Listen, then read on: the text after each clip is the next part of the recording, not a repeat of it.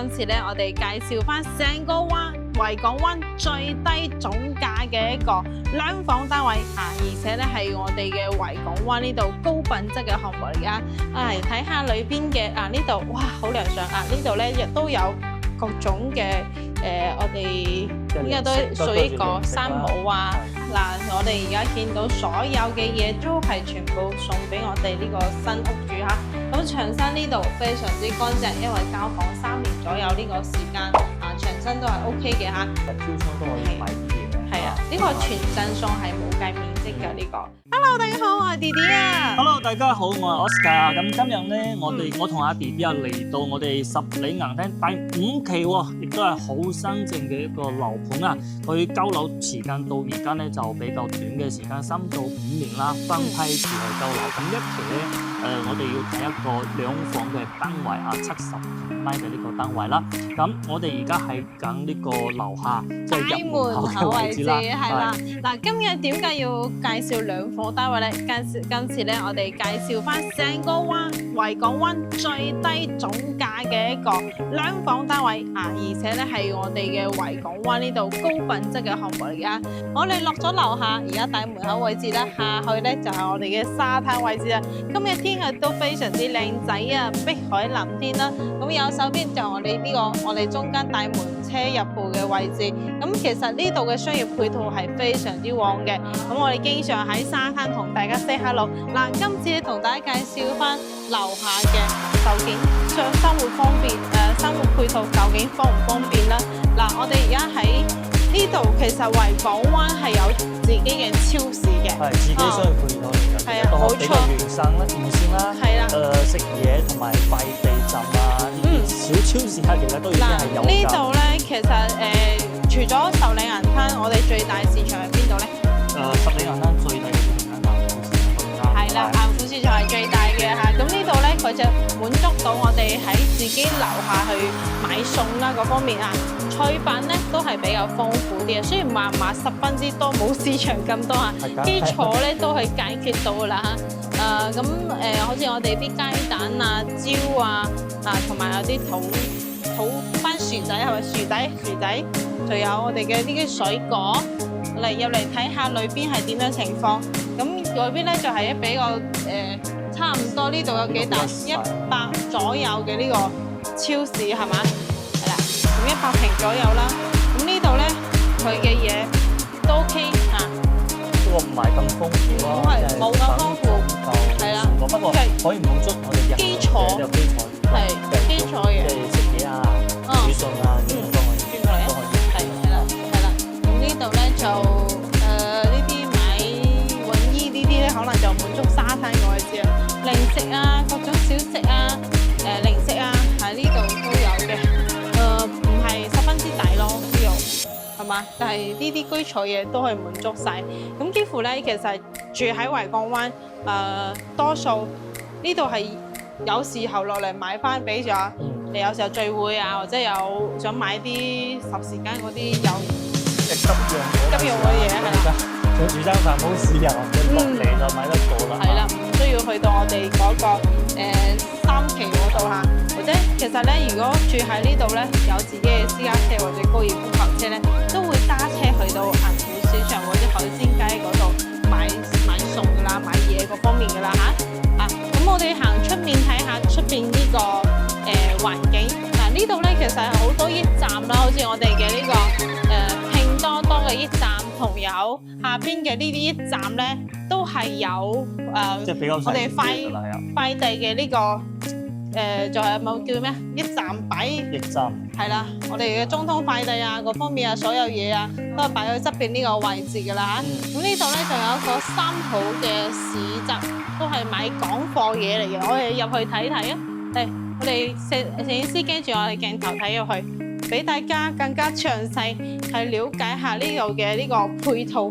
裏邊都有呢邊。都係有嘢嘅喎，好多零食或者係送禮其實呢邊都係得嘅喎。我哋拍下可唔可以分享睇下裏邊嘅呢度，哇，好涼爽呢度咧亦都有各種嘅我哋依家都屬於個山姆呢啲山姆，仲有啲獨單呢嘢嚇，呢度都係比較豐富啲嘅各種嘅零食啦，係嘛？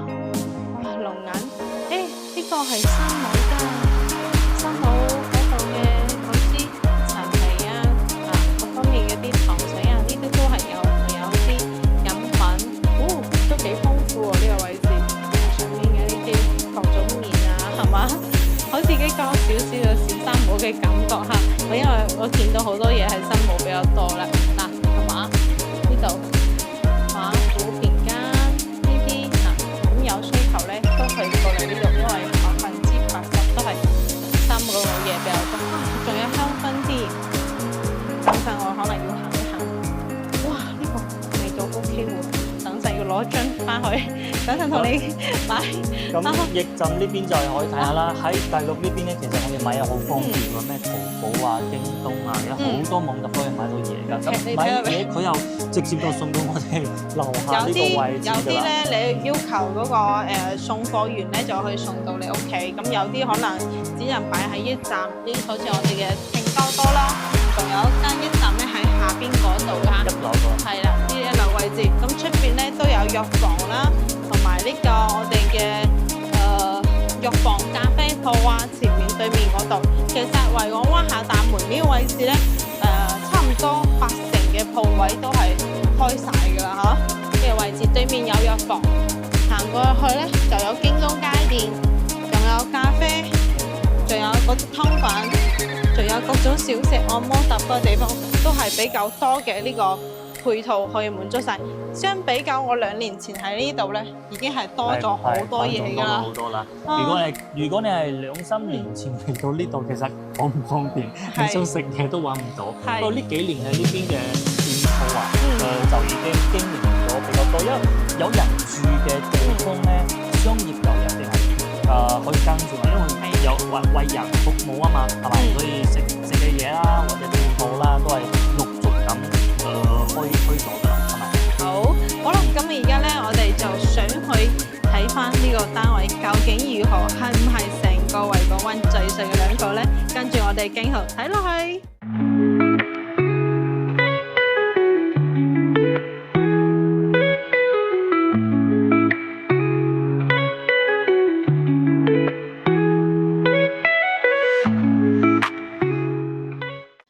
而家同一個 Oscar 咧就上到呢個實體單位嚇，咁呢度總共幾部電梯咧？3部電梯，一層咧有7個單位嘅，係啦，7戶。咁我哋今次睇翻呢套咧，就係2房單位嘅咧。我哋行過嚟咧都係非常之近嘅啦嚇。咁其實呢一層咧差唔多有4伙係住緊嘅。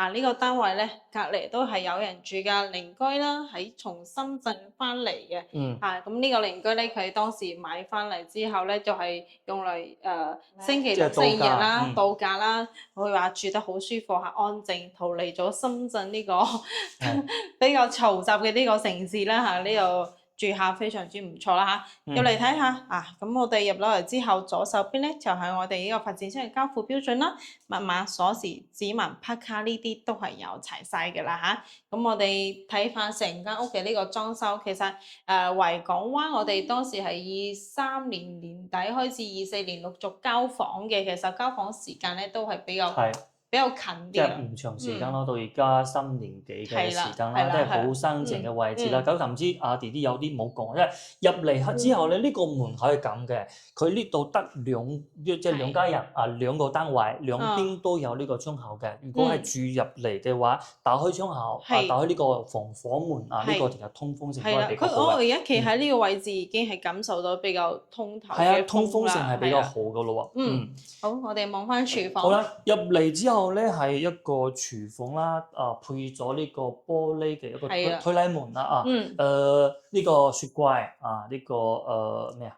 呢個唔係配係呢個燃氣，業主自己買嘅，即係而家買咗之後家私家電係全送嘅，即係呢個雪櫃有嘅全新嘅。你知唔知呢個真係好新淨啊？佢呢個係容生牌子，我哋而家聞到唔係脆嘅味道，係一個生機嘅味道。係啊，啊，誒容生都係我哋惠州咧，其實比較多家庭式啊，屋企啊用翻呢啲家電嚟㗎。好啦，咁呢邊咧，其實佢個佈局咧，細係細咗啲，不過比較順手啲嚇。呢邊可以洗菜啊、洗碗啊、先盤啦，跟住呢邊就備嗰啲材料啦，喺呢邊就可以或者嗰位置啦。咧擺電飯煲，呢度咧就係整嗰啲餸啊、擺盤啊各方面啊。咁爐頭咧抽油煙機啊，呢啲全部都係有齊晒啊。因為兩房單位，你話廚房十分之大咧，就冇可能㗎啦。但係企兩個人咧係完全 OK 冇問題㗎。同埋好順手，因為呢邊洗配炒啊，即係全部都係講得咁架勢，幾時煮餐飯俾我食啊？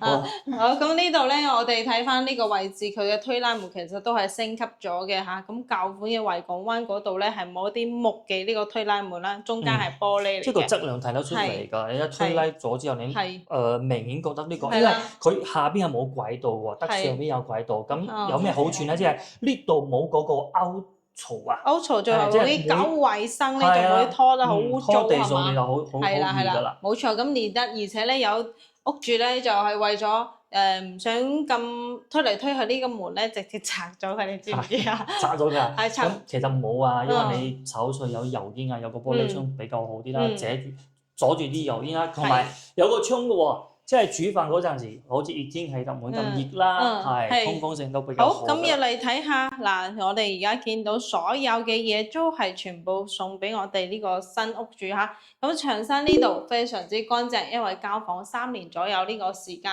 啊，長身都係 OK 嘅嚇。咁兩個交付標準嘅時候咧，係比較有2個古老嘅燈泡啦嚇，屋主都係全部換咗晒吸頂燈各方面啦。咁我哋側邊呢度咧就係我哋飯台，係啦，飯台1.35米嘅呢個呢個大細嘅長方形嘅位啦，坐4到8個人，4到8個人都得嘅。咁我哋轉個彎再睇下我哋呢個，佢呢個 sofa 其實係一字排開嘅喎，佢呢個唔係嗰個貴妃椅嚟嘅。呢個係腳凳嚟㗎，腳凳嚟㗎。因為你如果係坐得耐嘅，覺得攰，就係可以擺埋對腳喺呢度，好舒服嘅。腳凳，亦都可以擺埋側邊，你人多咗時候咧，呢個作為一張凳嚟坐都冇問題㗎。OK，或者你覺得有啲阻地咧，呢個都係可以攞咗佢。係啊，移動嘅喎，呢個係移動，係送嘅。其實我覺得，如果你人唔多嘅情況下，呢個凳咧移走去呢個空間咧，就比較闊綽啲，係啦，比較闊綽啲、舒服啲啦嚇。咁 sofa、茶几、電視櫃同埋我哋呢個55寸嘅電視咧，全部都係配齊咗㗎啦。有冇睇到頭先呢個地板啊？佢其實都係好新，呢個係佢交付標準係咁㗎啦。係佢保持得比較好，因為時間唔長啊嘛，所以都係保持得比較好啲嘅。係啦，呢啲唔使即係買翻入嚟係唔使重新整嘅，呢個地板可以留低嘅。係啊，你搞下衞生就得啦。咁窗簾咧都係做好咗啦，好得意啊！點解呢？擺埋個呢個中燈擺喺呢度係方便睇嗎？呢個位置係固定，佢呢個係固定，唔係喎，佢呢個推嘅喎。係啊，咁都好有意思，佢咁做，係嘛？睇翻呢個終點時間。羅馬宮嘅窗簾都好新淨，呢個都唔使換嘅，除非你唔中意呢個顏色啦。我哋再睇翻出嚟呢個望出去景色嚇。咁呢個單位咧，主要睇山景為主啦，綠色嘅呢啲我哋嘅樹木啦，呢度咧就佢樓根佢都係比較遠嘅，因為兩邊咧我哋唔會特登之遮住咗我哋嘅視覺，因為正面咁睇出去咧，以山景為主啦。其實我呢度如果係遠少少咧，其實可以睇到少少海嘅，環小徑灣嗰度嘅樓宇啦。我哋而家現場 check 下呢個單位嘅朝向呢個朝向咧就屬於西北向啦嚇。係啦，旁邊咧就係29座、27、28、29座啦。我哋而家25座咧就係。嗰邊好似睇得到海喎，不過少少。係啦，嗱海呢度左手邊咧就係睇到我哋遠景啦。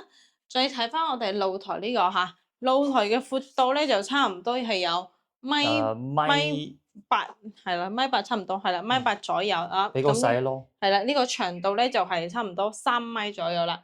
洗衣機可以擺置嘅。睇得出咧都係比較新淨，可以留低用住嚇。咁如果你覺得人哋用過，其實首先機器冇壞嘅時候咧，我哋喺裏邊可以做翻個消毒嘅，係清潔下咯，係清潔洗多幾次啦。比如我哋消毒水啊，或者係各種嘅呢個殺菌嘅啲嘢啊，喺呢度嗰啲衫唔要嘅。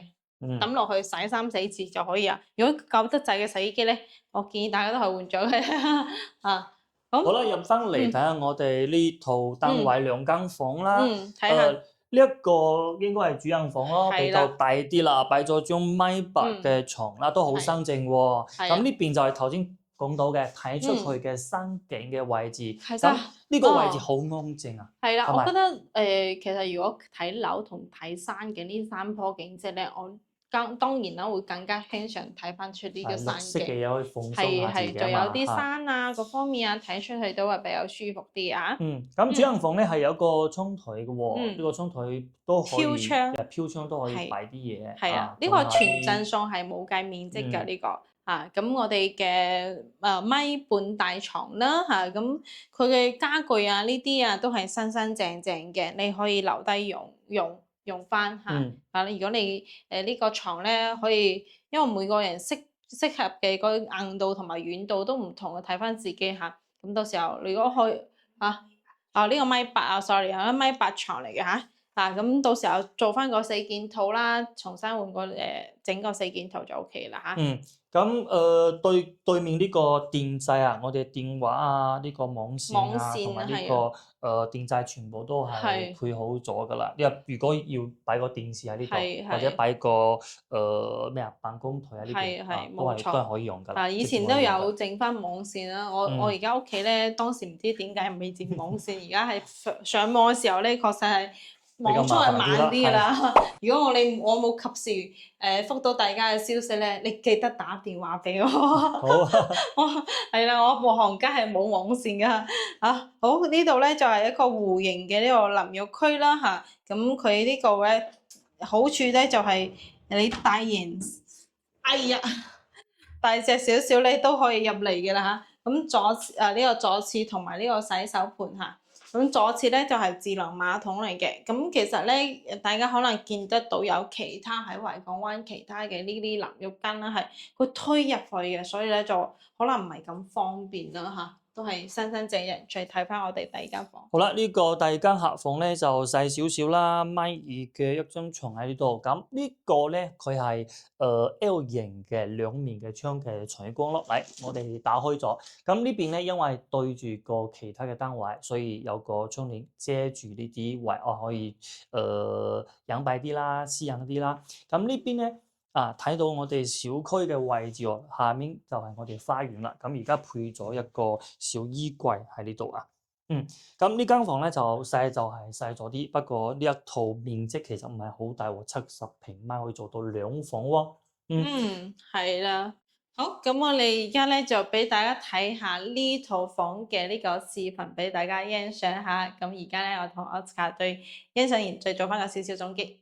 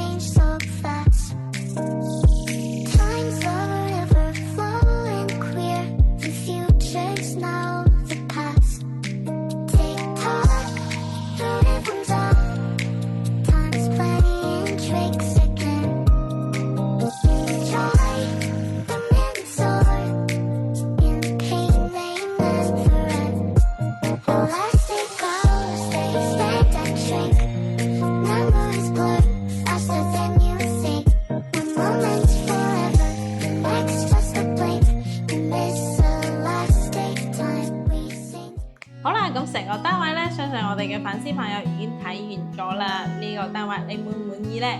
咁我哋而家呢套房咧係屬於維港灣嘅呢個25座嘅2房單位，睇山景為主。咁我哋而家咧講翻呢個大家一直想知道呢個單位拎包入住，家私家電配齊，究竟點樣嘅價位攞低佢咧？31.8萬。係啦，咁呢個屋主咧就係而家價錢係318000，成個懷港灣最筍嘅兩房單位嚟了。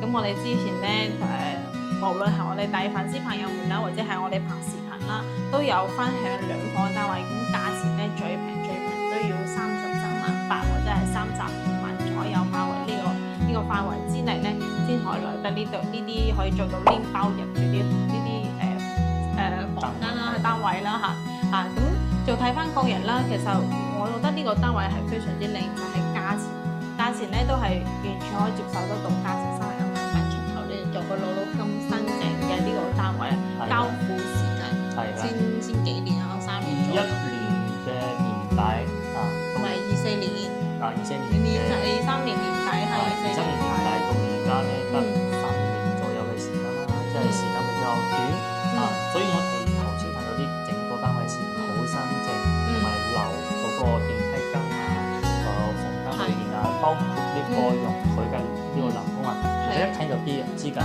時間長會有少少鏽呢個係完全好新淨嘅。咁我哋呢個第3期嘅懷港灣咧嘅整個交付時間到而家咧係時間比較短。咁今日睇呢個單位係新鮮出爐喎，價錢咧係比較順啲嘅，之前單位33萬到35萬都有。咁呢個單位價錢係而家比較順嘅一個單位，兩房單位嚟㗎。係啦。咁如果你係想節日假期或者以後退休養老，想嚟到十里銀山買一間安靜啲嘅，又近海邊嘅，咁呢個單位係可以考慮下㗎。